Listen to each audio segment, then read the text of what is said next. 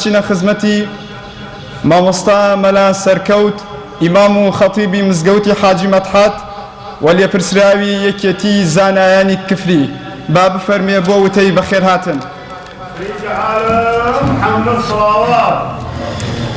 بسم الله الرحمن الرحيم.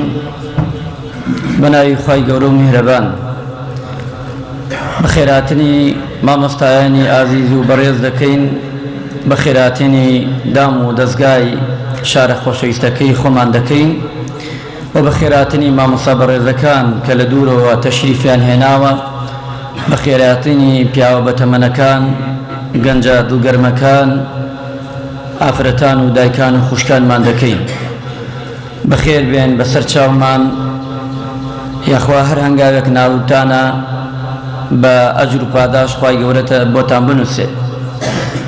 ئێمە لە دیداری پێغەمبەری خوا صلی الله علیه وسلم کۆبینەتەوە. بەڕاستی ئێمە چەنێ باس و خواسی ئەم پێغەمبەرە نازدارە بکەین و بەردەوام یادی بکەینەوە، ئەتوانم بڵێین ناتوانین کە حەقی بدەین، چونکە پێغەمبەری نازدار صلی الله علیه وسلم خوای گەورە لە دەرحەقیدا وما ئەرسەلناکە ئیلا ڕەحمەتە للعالەمین.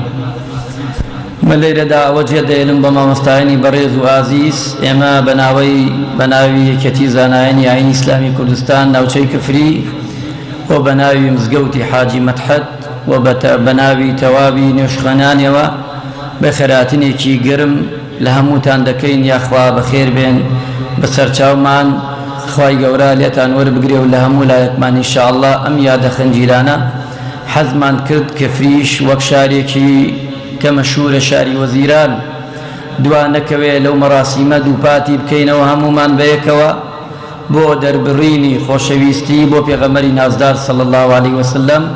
خوای گەورە لە هەموو لایەکمان وەربگرێ. والسلام علیکم ورحمة الله وبركاته.